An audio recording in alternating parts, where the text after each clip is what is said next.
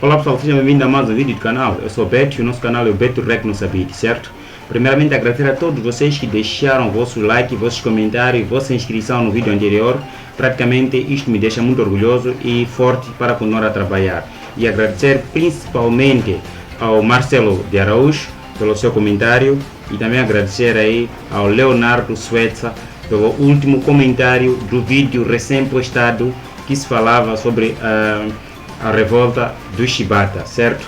É isto pessoal, para ver cá seu nome e seu comentário passar no nosso vídeo. Então é só comentar neste vídeo que passaremos aqui no vídeo que segue, certo? Então pessoal, no vídeo de hoje vamos cá brevemente reagir um vídeo que vem respondendo aquelas questões que nós já tínhamos, não é, que fala sobre como que era feita a reprodução na época da escravidão no Brasil. Como que era feita exatamente a reprodução, como que as pessoas reproduziam nesta época, tendo em conta que as pessoas passavam horas e horas trabalhando. Será que havia lá um tempo reservado para o acasalamento, certo? Então vamos cá ver neste vídeo e vamos aprender com o mesmo. No século XVIII e XIX, no Brasil, aconteceu um dos capítulos mais tristes da história, a escravidão. Você com certeza já ouviu falar nela, mas existem muitos detalhes daquela época que são pouco comentados e outros que não são citados, como é o caso da reprodução dos escravos, coisa que acontecia de forma forçada. Os mais fortes e saudáveis eram cuidadosamente selecionados e separados dos demais. Tudo funcionava de forma semelhante como acontece hoje nas fazendas de reprodução de animais. E nesses tempos sombrios, isso era lamentavelmente feito por pessoas. Então, eu acho que realmente este vídeo vem cá mostrar alguns detalhes. Quer dizer, falar da escravidão todo mundo já ouviu falar, não é? É a razão que nós estamos aqui a reagir a esse tipo de vídeos, para vermos os mínimos detalhes que aconteciam nesta época da escravização. Haviam lá detalhes sim que passaram batido, detalhes que nem nos livros não haviam citado, certo? Então neste vídeo aqui temos aqui alguns detalhes que vamos ouvir pela primeira vez como é que era feita a reprodução e outros requisitos que reuniam, não é, a pessoa indicada para poder passar a ser o reprodutor. Então esses detalhes não vêm nos livros e não aprendemos nas escolas sobre isto, certo? Então só vendo os vídeos como este que nós passamos a aprender. Seja bem-vindo, eu sou o Thiago Santos e aqui no vídeo de hoje eu vou te contar como... Salve Thiago Santos e muito obrigado por ter feito este magnífico vídeo. É um vídeo riquíssimo em informações. Os fazendeiros da época, além de usarem os escravos no trabalho, também transformavam as pessoas em mercadorias, forçando a reprodução em busca do aumento do número de empregados e também pensando no comércio dessa mão de obra. Vou te mostrar também a história curiosa de um escravo que nasceu em Sorocaba e, devido à sua altura, 2,18 metros, foi um dos maiores reprodutores do Brasil. Acredita-se que 1/3 dos habitantes de uma localidade sejam descendentes desse escravo, e os números chegam a falar em mais de 200 filhos. Se você gostou do vídeo, deixe seu like, se não for inscrito, se inscreve e ative o sininho. A mão de obra escrava era utilizada em grande quantidade, principalmente nas antigas fazendas de café e cana-de-açúcar, que no Brasil colônia eram as principais atividades que moviam a economia. Os escravos trazidos através dos navios, depois que desembarcavam em solo brasileiro, eram entregados para os patrões, que dali por diante tinham a propriedade sobre aquele escravo. E no caso das mulheres, todos os filhos que nascessem dentro da fazenda eram também propriedade desse mesmo patrão. Então, este é um detalhe que não aprendemos nas escolas cá em África, que os filhos que nasciam na propriedade ou na fazenda dos patrões pertenciam aos patrões. Isto nós não aprendíamos, porque pouco se falava de como que nasciam, né? Como que era feita a reprodução nessa altura. Pouco se fala deste assunto nas escolas em África, creio eu, principalmente em Moçambique, que é o meu país. Nunca ouvi falar sobre o nascimento, como que era feita a reprodução dos escravos, né, naquela altura. Mas esse vídeo vem cá esclarecer exatamente estes detalhes e ele explica mínimos detalhes como que isto é feito. Coisa que só foi acabar em 1871, com a chegada da Lei do Ventre Livre. Desse ano em diante, todas as crianças que nascessem estavam livres e não eram mais propriedade do patrão. Só que antes dessa lei, a situação era bem diferente. Os patrões se aproveitavam desse fato de serem donos também das crianças que nasciam em sua fazenda, e uma prática que começou a se tornar frequentemente era a reprodução desses escravos de forma forçada e controlada. Logo que chegavam às terras, eram observados os homens que tinham mais características físicas boas do trabalho, como Eu gostaria que esta reprodução forçada e controlada fosse para manter a linhagem preta, neste caso, ou negra, não é? No Brasil, fosse para manter, sem outros objetivos, não é? Obscuro por trás dessa reprodução. Se dissessem, olha, reproduzam para que tenhamos mais africanos, porque precisamos dos africanos, simplesmente com essa intuição, seria bem-vinda a ideia. Mas aí havia interesses obscuros, eram obrigados a reproduzir, eram forçados a isto, para que simplesmente o patrão tivesse mais lucro e mais bônus nesta reprodução.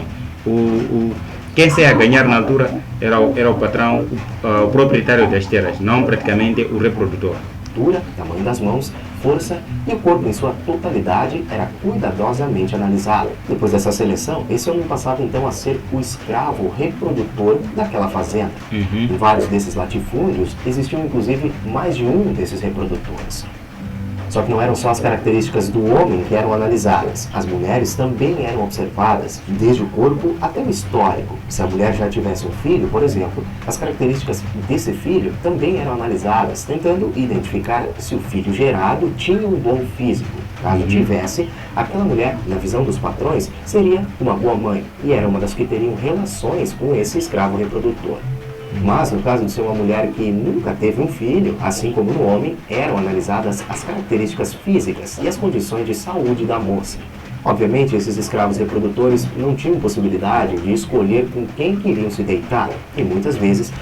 Tá bom, partindo dessa ideia de que os escravos reprodutores não tinham a escolha de quem e com quem se deitar, será que por essa razão estamos a ver uma mulher negra com um bebê branco no colo? Será que o bebê branco no colo é a origem, não é? Da relação com o europeu? Acabavam forçadamente tendo que se relacionar com filhas de amigos, namoradas e até mesmo esposas de outros escravos da fazenda. Situações que não tinham como ser evitadas. Afinal, os patrões mandavam e caso o trabalho não fosse cumprido, as punições eram severas. Depois de todas essas seleções, algumas mulheres chegavam a ter vários filhos. Mal tinham se recuperado de uma gravidez, quando os patrões já ordenavam que, novamente, outro filho fosse gerado. E assim, aumentando a quantidade de empregados daquela fazenda. Depois de crescidos, essas crianças geradas logo iam para o trabalho, mas muitos não ficavam na fazenda onde tinham nascido. Como eu falei no início do vídeo, esses senhores das fazendas queriam também ganhar dinheiro com esses escravos gerados entre os melhores reprodutores. Este era o maior interesse, né? Se obrigavam lá a reprodução, esforçavam para que houvesse a reprodução do africano, simplesmente com interesse, com fins lucrativos. Não é? Com fins lucrativos. Com as melhores mulheres. Muitos deles eram vendidos a outros senhores. Nas feiras que aconteciam na época, esses meninos muitas vezes eram apresentados lado a lado com os pais, a fim de mostrar aos interessados a genética dos pais e como, possivelmente, aquele escravo seria quando adulto. Aqui no vídeo a gente está falando só do Brasil, mas existem ainda relatos e até documentos que apontam essa prática acontecendo em várias partes do mundo nessa época. Países como Portugal, Espanha e Estados Unidos teriam existido no passado fazendas inteiras dedicadas apenas à reprodução. Sim? Olha, isso era absurda a ideia, não é? Já é absurda, mais absurda vender alguém, certo? Vender alguém feito um produto. Mas dizer que o filho de um escravo tem que ser vendido na presença do pai, para que o comprador observasse no pai e dissesse, não, se compra este menino, futuramente será forte e robusto como o pai. Era uma péssima forma de fazer propaganda, certo? É uma péssima forma de se fazer uma propaganda comercial. Nenhum tipo de outra atividade aqui no Brasil. Isso era feito em paralelo com a produção de café, por exemplo. Mas segundo esses relatos históricos, nessas fazendas desses países, galpões enormes eram construídos e ali acontecia apenas a multiplicação dessa mão de obra, exclusivamente para o comércio futuro e, claro, principalmente com países como o Brasil. Não, era se calhar a ideia de que em vez de estarmos toda hora a irmos para a África, a percorrermos longas viagens para a África, então já temos cá o africano, o que lhe falta? Criar condições para que o africano reproduzisse no nosso território e encurtasse assim a roda, não é, o percurso de viajarmos de um continente para o outro, percorrer todo o Atlântico, todo o Índico, não é, atrás do africano. Já temos com o africano, então vamos obrigá-lo a reproduzir e aumentar a sua geração cá mesmo para facultar lá o percurso, certo? Se calhar essa era a ideia. Aqui nas fazendas brasileiras, os considerados bons reprodutores pelos patrões e que geravam bons filhos chegavam a ter algumas regalias e benefícios nas fazendas, como não trabalhar nas terras, por exemplo, ou ter uma alimentação especial e diferente dos outros homens. E aqui entra uma das histórias mais curiosas, que é de um escravo que ganhou o apelido de Pata Seca. E que nome estranho, né? Vamos ver porque que este escravo teve este apelido Pata Seca. Será que já ouviram falar da história desse escravo? Se já ouviram falar da história do escravo, deixa aqui nos comentários, porque pela primeira vez vou ouvir e ter conhecimento de que existiu um escravo com este nome de Pata Seca e os detalhes sobre o Pata Seca, certo? Vamos cá ver. Viveu por muitos anos em uma fazenda em São Carlos, no interior de São Paulo. Roque José Florencio nasceu em Sorocaba. Nome de nascença é Roque José Florencio, mas era apelidado por Pata Seca. No ano de 1827. Uma das principais características era a altura, 2,18 metros. Naquela época, se acreditava que quanto mais alto fosse, mais força tinha. Além disso, outra crença era de que, tendo canelas finas, o homem estava mais propenso a ter filhos homens, coisa que era muito desejada pelos patrões. E por isso, o dono de fazenda de São Carlos comprou o homem e levou para sua fazenda justamente para o serviço de reprodutor. Logo que chegou na propriedade, ganhou esse apelido de Pata Seca por essas condições físicas. O grande detalhe sobre esse escravo é que, segundo a história, além de ter tido o físico desejado, ele também era muito inteligente e obediente, o que lhe dava uma vantagem sobre os outros escravos. Com o passar do tempo, os primeiros filhos foram nascendo e crescendo, todos muito saudáveis e do jeito que o patrão esperava. Ele gerou muito lucro ao patrão, certo? E sim, que ele foi retirado do trabalho braçal e não ia mais para as terras. Ganhou um serviço mais leve. Ele era responsável por cuidar dos cavalos da fazenda. Tinha a possibilidade de se alimentar dentro da sede, com acesso a uma alimentação diferenciada, com frutas, legumes e um cardápio totalmente diferente do que recebia na senzala.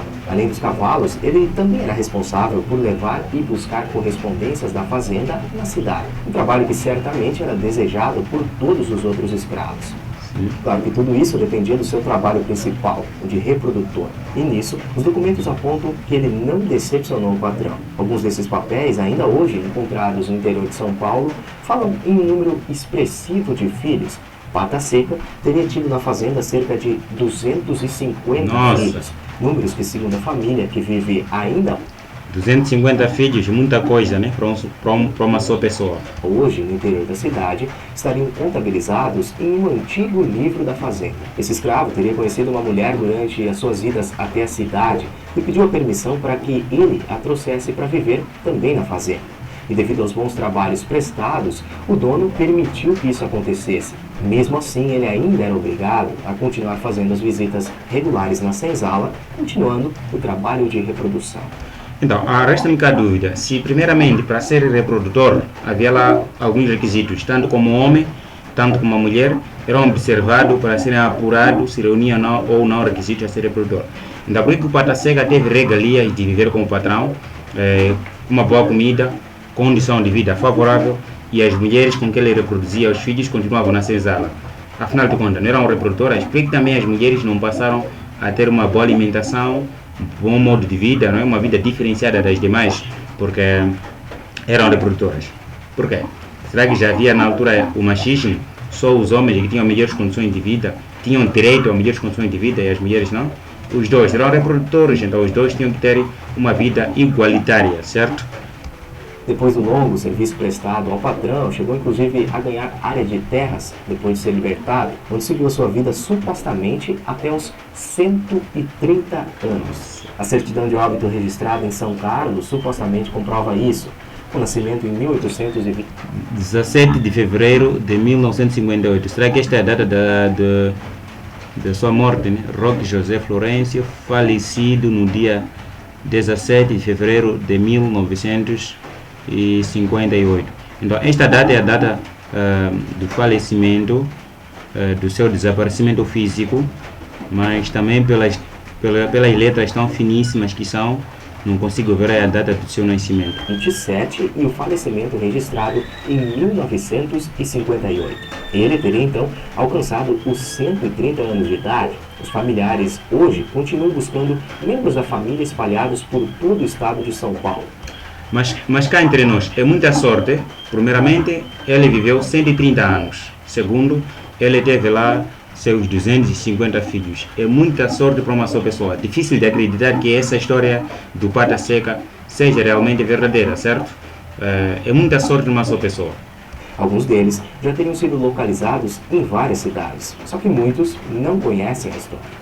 Lá na própria cidade, muitas pessoas afirmam que a história desse escravo reprodutor é uma lenda, e muita gente acaba não acreditando que ele possa ter vivido tantos anos e ter tido essa quantidade de filhos. Só que os netos que vivem na região seguram com orgulho a foto do avô e falam com toda certeza que a história não é uma lenda e que Pata Seca foi sim um dos maiores reprodutores do país. Claro que com a enorme quantidade de fazendas que existiam no Brasil, histórias como a desse escravo devem ter se repetido centenas de vezes. Muitas famílias certamente foram separadas contra a vontade. Muitos desses relatos acabaram se perdendo no tempo, não por serem antigos, mas por sempre terem acontecido às escondidas. A maioria dessas histórias acabou sendo silenciada ao longo do tempo, os documentos se perdendo. E os poucos relatos que ainda sobrevivem são os contados por familiares ou por idosos que viveram o fim dessa época. Afinal, a abolição da escravatura aconteceu em 1888, pouco mais de 100 anos atrás. E a gente não pode esquecer que, mesmo depois da abolição, por muitos anos, isso ainda acontecia nos interiores do enorme Brasil. Esses escravos reprodutores com certeza ajudaram a fundar muitas cidades e cidades inteiras. E muitos desses homens acabaram nem conhecendo seus filhos. Verdade. Talvez nem souberam ao certo quantos descendentes deixaram no mundo. E esse, infelizmente, é mais um capítulo da história do Brasil. Por vez. Valeu. Okay. Muito obrigado, Thiago Santos, pelo riquíssimo vídeo, riquíssimas informações, riquíssimo em detalhe, muita coisa que eu não sabia, acabei sabendo graças a esse vídeo. E muito obrigado e continuem fazendo um bom trabalho, certo? Então, pessoal, vimos cá que o Pata Seca era o homem que viveu mais 130 anos e também teve 250 filhos. Praticamente estamos a dizer que toda a cidade de São Paulo pertence a Pata Seca, certo? Os filhos que estão lá, os habitantes que estão lá, podem possivelmente virem da descendência de Pata Seca por 150 filhos. Quantos netos, quantos bisnetos que ele teve? Praticamente metade da cidade pertence ao Pata Seca. Será que temos cá um inscrito que venha de São Paulo, que seja de São Paulo? Se é de São Paulo, escreva aqui nos comentários se já teria ouvido falar de um descendente do Pata Seca que ainda vive até nos dias de hoje. Só por uma curiosidade queremos saber, certo? Então, muito obrigado pessoal por terem assistido o nosso conteúdo até aqui. Olha, esse vídeo foi riquíssimo de informações. Para nós não temos cá vídeos acima de 20 minutos. Então vamos ficar por aqui. E continuem nos apoiando, continuem assim nos conteúdos e vamos sempre interagindo nos comentários, que eu estou sempre atento para poder responder e dar aquele coraçãozinho sempre que for possível. Então, vamos ficar por aqui, até o próximo vídeo.